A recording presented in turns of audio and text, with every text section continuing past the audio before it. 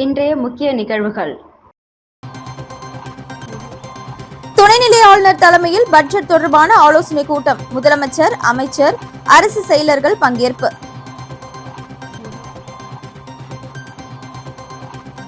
பறிமுதல் செய்யப்பட்ட 281 கிலோ கஞ்சா தீ வைத்து அழிப்பு. நீதிமன்ற உத்தரவின்படி போலீசார் நடவடிக்கை.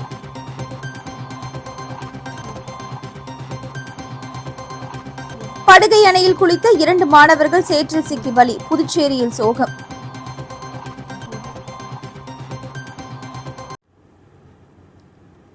புதுச்சேரி தலைமைச் செயலகத்தில் உள்ள கருத்தரங்க அறையில் பட்ஜெட் தொடர்பான ஆலோசனைக் கூட்டம் துணைநிலை ஆளுநர் கைலாஷ்நாதன் தலைமையில் நடைபெற்றது. புதுச்சேரியில் ஆண்டுதோறும் மார்ச் மாதம் பட்ஜெட் தாக்கல் செய்யப்படுவது வழக்கம். ஆனால் கடந்த ஏப்ரல் மாதம் சட்டப்பேரவைக்கான தேர்தல் நடைபெற்றது. இதன் காரணமாக 2026-27 நிதியாண்டிற்கு முழுமையான பட்ஜெட் தாக்கல் செய்யப்படவில்லை. இதற்கு பதிலாக அரசின் செலவினங்களுக்காக கடந்த பிப்ரவரி 13ஆம் தேதி நிதித்துறை பொறுப்பு வகித்த முதல்வர் ரங்கசாமி ஏப்ரல் முதல் ஆகஸ்ட் வரையிலான 5 மாதங்களுக்கான 5396 கோடிக்கான இடைக்கால பட்ஜெட்டை தாக்கல் செய்தார். தற்பொழுது சட்டப்பேரவைக்கான தேர்தல் முடிந்து மீண்டும் தேசிய ஜனநாயக கூட்டணி ஆட்சி அமைந்துள்ளது. முதல்வர் ரங்கசாமி மீண்டும் பதவியேற்றார். அவருடன் அமைச்சர்களாக நமச்சிவாயம், மல்லாடி கிருஷ்ணாராவ் ஆகியோர் பதவியேற்றுக் கொண்டனர். 7ஆம் தேதி அமைச்சரவை விரிவாக்கம் இருக்கும் என சொல்லப்படுகிறது. புதியதாக அமைந்துள்ள முதல்வர் ரங்கசாமி தலைமையிலான அரசு வரும் ஆகஸ்ட் மாதத்திற்குள் முழுமையான பட்ஜெட் தாக்கல் செய்ய வேண்டும். இதற்கான ஆயத்த பணிகள் அரசு மேற்கொண்டு வருகிறது. இந்த நிலையில் புதுச்சேரி தலைமைச் செயலகத்தில் உள்ள கருத்தரங்க அறையில் பட்ஜெட் குறித்த ஆலோசனைக் கூட்டம் துணைநிலை ஆளுநர் கைலாஷ்நாதன் தலைமையில் நடைபெற்றது. கூட்டத்தில் முதல்வர் ரங்கசாமி, அமைச்சர் நமச்சிவாயம், தற்காலிக சட்டப்பேரவைத் தலைவர் அன்பழகன் எம்எல்ஏ, நாஜிம் எம்எல்ஏ, தலைமைச் செயலர் சரத் சௌகான் மற்றும் அரசு செயலர்கள், அதிகாரிகள் கலந்து கொண்டனர். இதில் துறை ரீதியாக திட்டம் மற்றும் திட்டமில்லாத செலவினங்களுக்கு தேவைப்படும் நிதி, புதிய திட்டங்கள் மற்றும் அதற்கு தேவைப்படும் நிதி உள்ளிட்டவை குறித்து ஆலோசிக்கப்பட்டது. பட்ஜெட் மதிப்பு இறுதி செய்யப்பட்டு மத்திய அரசின் ஒப்புதலுக்கு அனுப்பி வைக்கப்படும். மத்திய அரசின் ஒப்புதல் கிடைத்தவுடன் ஜூலை மாத இறுதியில் முதல்வர் ரங்கசாமி பட்ஜெட்டை தாக்கல் செய்வார் என்று எதிர்பார்க்கப்படுகிறது. ஆலோசனைக் கூட்டத்திற்கு பிறகு செய்தியாளர்களை சந்தித்த முதலமைச்சர், புதுச்சேரி வளர்ச்சிக்கான கருத்துக்களை கேட்டு அதற்கு தகுந்த மாதிரியான நடவடிக்கைகளை எடுப்பதற்கு அரசு முடிவு செய்திருக்கிறது என்றார்.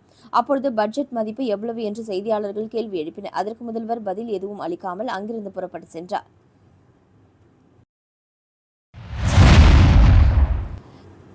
காரைக்காலில் இருந்து இலங்கைக்கு கடத்த முயன்ற 281 கிலோ கஞ்சா மூட்டைகள் நீதிமன்ற உத்தரவின்படி காவல்துறை முதுநிலை காவல் கண்காணிப்பாளர் முன்னிலையில் புதுச்சேரி தனியார் ஆலையில் தீயிட்டு அழிக்கப்பட்டது. புதுச்சேரி மாநிலம் காரைக்கால் மாவட்டத்தில் போதை ஒழிப்பு தொடர்பாக புதுச்சேரி காவல்துறையின் ஆபரேஷன் விடியல் திட்டம் மூலமாக கடல் மார்க்கமாக காரைக்காலில் இருந்து இலங்கைக்கு கடந்த வருடம் கடத்த இருந்த சுமார் 281 கிலோ பதப்படுத்தப்பட்ட கஞ்சாவை காவல்துறையினர் கைப்பற்றினர். கைப்பற்றப்பட்ட கஞ்சாவை மூட்டைகளாக காரைக்கால் நீதிமன்ற உத்தரவின்படி காரைக்கால் முதுநிலை காவல் கண்காணிப்பாளர் லட்சுமி சௌஜன்யா தலைமையில் காவல்துறை அதிகாரிகள் முன்னிலையில் புதுச்சேரி சேதராப்பட்டு அருகே உள்ள துத்திப்பட்டு கிராமத்தில் அமைந்துள்ள தனியார் திடக்கழிவு மேலாண்மை தொழிற்சாலையில் தீயிட்டு அழிக்கப்பட்டது.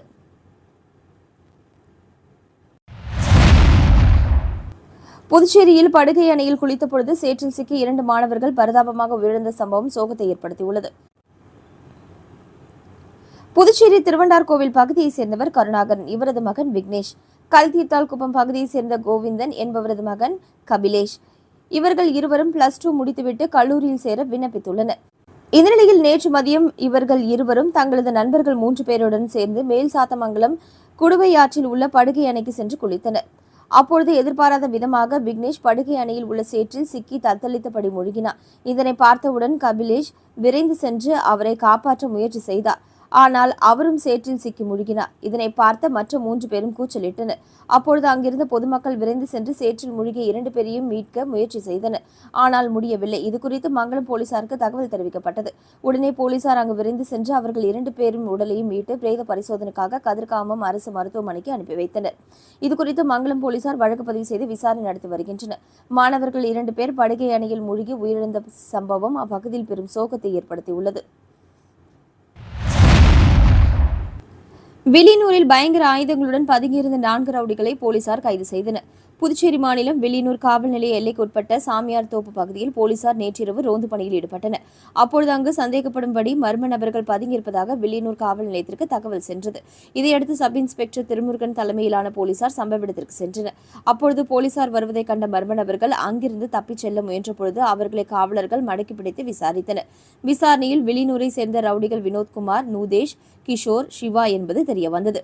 தொடர்ந்து 4 பேரை போலீசார் சோதனை செய்தபோது கத்தி, அரிவாள் மற்றும் கஞ்சா மறைத்து வைத்திருந்தனர். இதுகுறித்து போலீசார் அவர்களிடம் விசாரித்த பொழுது எதிரிகளால் ஆபத்து இருப்பதால் கத்தி, அரிவாளை கையில் வைத்திருப்போம் என தெரிவித்தனர். இதனைத் தொடர்ந்து போலீசார் 4 பேர் மீதும் ஆயுத சட்டத்தின் கீழ் வழக்கு பதிவு செய்து கைது செய்தனர். மேலும் அவர்களிடம் கஞ்சா, கத்தி ஆகியவற்றை போலீசார் பறிமுதல் செய்தனர். கைது செய்யப்பட்ட 4 பேர் மீது அடிதடி, கொலை முயற்சி உள்ளிட்ட வழக்குகள் இருப்பது குறிப்பிடத்தக்கது.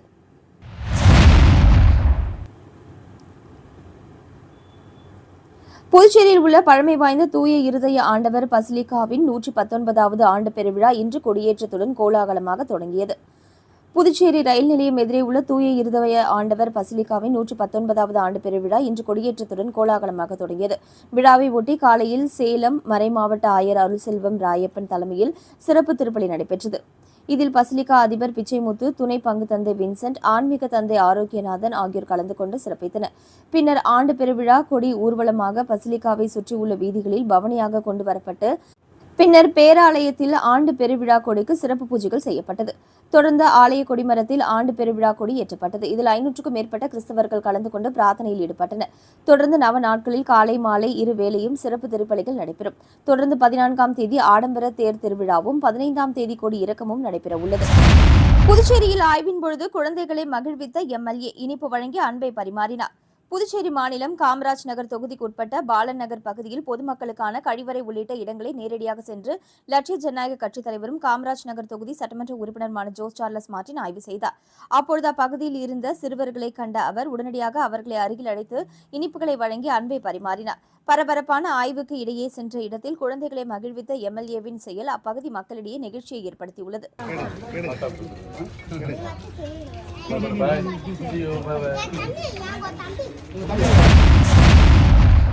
பிரசார் பாரதியின் இந்திய பொது சேவை ஒலிபரப்பு ஆகாஷ்வாணி தொடங்கப்பட்டு 90 ஆண்டு நிறைவு செய்வதை கொண்டாடும் வகையில் புதுச்சேரி ஆகாஷ்வாணி சார்பில் வானொலி நிலைய பணியாளர்கள் பங்கு பெற்ற நடைப்பயணம் புதுச்சேரி கடற்கரை சாலையில் இன்று நடைபெற்றது. பிரசார் பாரதியின் இந்திய பொது சேவை ஒலிபரப்பான ஆகாஷ்வாணி தொடங்கப்பட்டு 90ஆம் ஆண்டு நிறைவு செய்வதை கொண்டாடும் வகையில் புதுச்சேரி ஆகாஷ்வாணி சார்பில் வானொலி நிலைய பணியாளர்கள் பங்கு பெற்ற நடைப்பயணம் நடைபெற்றது. புதுச்சேரி அஜந்தா சிக்னல் அருகில் இருந்து தொடங்கிய நடைப்பயணத்தை புதுச்சேரி ஸ்ரீ வெங்கடேஸ்வரா பொறியியல் கல்லூரி முதல்வர் பிரதீப் தேவநேயன் கலந்து கொண்டு கொடியசைத்து துவக்கி வைத்தார். இதில் ஆகாஷ்வாணி புதுச்சேரி பொறியியல் பிரிவு தலைவர் ரவி மாரியப்பன், நிகழ்ச்சி பிரிவு தலைவர் செந்தில்குமார், நிகழ்ச்சி அமைப்பாளர் எலிசபெத், உதவி பொறியாளர் ஜெயந்தி, நிகழ்ச்சி அமைப்பாளர் ஸ்ரீனிவாச முருகன் உட்பட 100க்கும் மேற்பட்ட ஆகாஷ்வாணி வானொலி நிலைய ஊழியர்கள் கலந்து கொண்டு நடைப்பயணமாக சென்றனர். இந்த நடைப்பயணம் இறுதியாக கடற்கரை சாலை டூப்ளெக்ஸ் சிலை அருகே நிறைவு பெற்றது. நடைப்பயணத்தின் நிறைவில் சிறப்பு விருந்தினராக கலந்து கொண்ட இளங்கோ குமணன் நடைப்பயணத்தில் பங்கேற்றவர்களுக்கு கௌரவித்து பதக்கங்களை வழங்கினார்.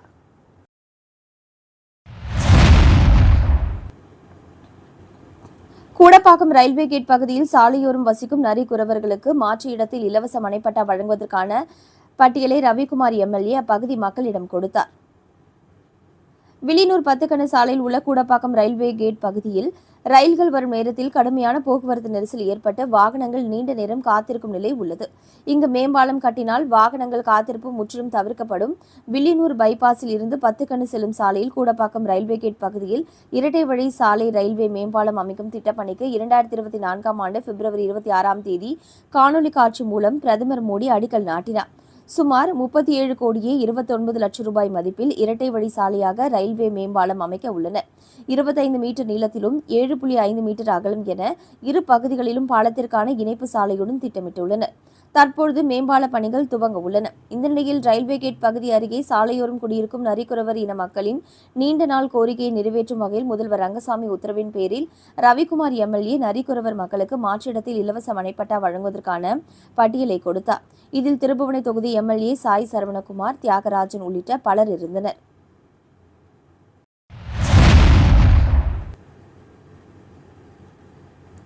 என்ஆர் காங்கிரஸ் பிரமுகர் மோகன் பிறந்தநாள் விழாவினை முன்னிட்டு புதுச்சேரி முதல்வர் ரங்கசாமி நேரில் சந்தித்து வாழ்த்து பெற்றார். புதுச்சேரி மாநிலம் மங்களம் சட்டமன்ற தொகுதிக்கு உட்பட்ட திருக்காஞ்சி பகுதியைச் சேர்ந்த என்ஆர் காங்கிரஸ் பிரமுகர் மோகன் பிறந்தநாள் விழாவினை தனது இல்லத்தில் கேக் வெட்டி வெகு சிறப்பான முறையில் கொண்டாடினார். மேலும் பிறந்தநாள் விழாவினை சிறப்பாக கொண்டாடும் விதமாக புதுச்சேரி முதல்வர் ரங்கசாமி திலாஸ்பேட்டை பகுதியில் உள்ள அப்பா பைத்திய சுவாமி ஆலயத்தில் நேரில் சந்தித்து முதல்வருக்கு ஆளுயர மாலை அணிவித்து பூச்செண்டு மற்றும் பழக்கூடை வழங்கி பிறந்தநாள் வாழ்த்து பெற்று ஆசி பெற்றார். இதனைத் தொடர்ந்து தனது இல்லத்தில் மிக பிரம்மாண்டமாக ஏற்பாடு செய்யப்பட்டிருந்த பிறந்தநாள் விழாவில் வெளியூர் தொகுதியின் சட்டமன்ற உறுப்பினர் ரவிக்குமார், ஏம்பலம் தொகுதியின் சட்டமன்ற உறுப்பினர் மோகன்தாஸ் ஆகியோர் சிறப்பு விருந்தினராக கலந்து கொண்டு விழாவிற்கு தலைமை தாங்கி பொன்னாடை அணிவித்து பிறந்தநாள் வாழ்த்துக்களை தெரிவித்தனர்.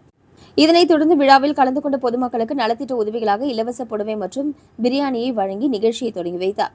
மேலும் பிறந்தநாள் விழாவினை சிறப்பாக கொண்டாடும் வகையில் விழாவில் கலந்து கொண்ட அனைத்து தரப்பு மக்களுக்கும் நலத்திட்ட உதவிகள் வழங்கப்பட்டது.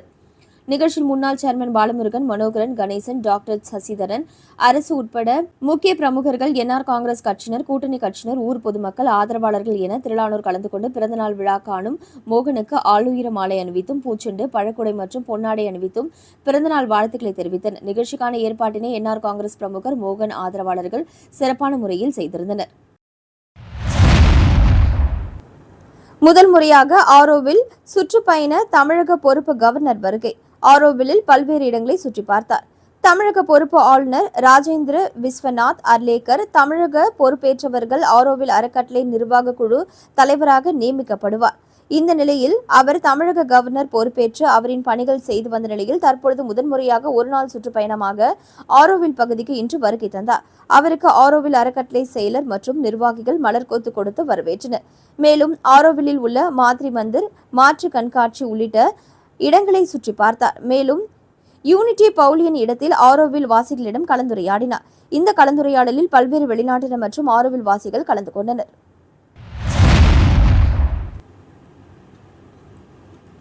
திருநள்ளாறு தொகுதியில் உலக சுற்றுச்சூழல் தினத்தை முன்னிட்டு சட்டமன்ற உறுப்பினர் GNS ராஜசேகரன் வழிகாட்டுதலின் பேரில் மரக்கன்றுகள் நடப்பட்டது. உலக சுற்றுச்சூழல் தினத்தையும் இந்திய பிரதமர் நரேந்திர மோடி தலைமையிலான மத்திய அரசின் 12 ஆண்டு கால சாதனை ஆட்சியையும் முன்னிட்டு திருநள்ளாறு சட்டமன்ற தொகுதியில் சட்டமன்ற உறுப்பினர் GNS ராஜசேகரன் வழிகாட்டுதலின் பேரில் பாரதிய ஜனதா கட்சி சார்பில் மரக்கன்று நடும் விழா இன்று நடைபெற்றது. திருநள்ளாறு இந்திரா நகர் விளையாட்டு மைதானத்தில் நடைபெற்ற நிகழ்ச்சிக்கு திருநள்ளாறு தொகுதி தலைவர் பாலமுருகன் தலைமை வகித்தார். அமைப்பு பொதுச் செயலாளர் தசரத் முன்னிலை வகித்தார். திருநள்ளாறு சட்டமன்ற உறுப்பினர் GNS ராஜசேகரன் அறிவுறுத்தலின்படி நடைபெற்ற நிகழ்ச்சியில் ஏராளமான மரக்கன்றுகள் நட்டு சுற்றுச்சூழல் பாதுகாப்பின் அவசியம் வலியுறுத்தப்பட்டது. நிகழ்ச்சியில் மாநில செயலாளர்கள் துரை சேனாதிபதி, அமுதா ராணி, மாவட்ட தலைவர் முருகதாஸ், மாவட்ட விவசாய அணி துணை செயலாளர் ராஜவேலு உள்ளிட்ட மாநில, மாவட்ட, தொகுதி நிர்வாகிகள், பல்வேறு அணி தலைவர்கள், பிரிவு மற்றும் கேந்திர பொறுப்பாளர்கள், கிளை தலைவர்கள், கிளை நிர்வாகிகள், மூத்த நிர்வாகிகள் மற்றும் கட்சி தொண்டர்கள் திரளாக பங்கேற்று மரக்கன்றுகளை நட்டனர். பிரதமர் நரேந்திர மோடியின் 12 ஆண்டு கால சாதனை ஆட்சியை மக்களிடம் எடுத்துரைப்பதோடு பசுமையான சுற்றுச்சூழலை உருவாக்கும் நோக்கில் இந்நிகழ்ச்சி ஏற்பாடு செய்யப்பட்டதாக நிர்வாகிகள் தெரிவித்தனர். இந்நிகழ்ச்சிக்கான ஏற்பாடுகளை பிரதமர் மோடியின் 12 ஆண்டு சாதனை நிகழ்ச்சியின் திருநள்ளாறு தொகுதி பொறுப்பாளர் ஜெயபிரகாஷ் மற்றும் மரக்கன்று நடும் நிகழ்ச்சியின் பொறுப்பாளர் சக்தி ஆகியோர் செய்திருந்தனர். மீண்டும் இன்றைய முக்கிய நிகழ்வுகள். துணைநிலை ஆளுநர் தலைமையில் பட்ஜெட் தொடர்பான ஆலோசனைக் கூட்டம். முதலமைச்சர், அமைச்சர், அரசு செயலர்கள் பங்கேற்பு.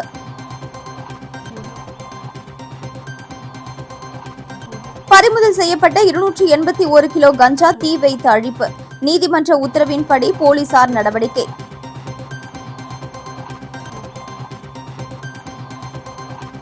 படுகை அணையில் குளித்த 2 மாணவர்கள் சேற்றில் சிக்கி பலி. புதுச்சேரியில் சோகம்.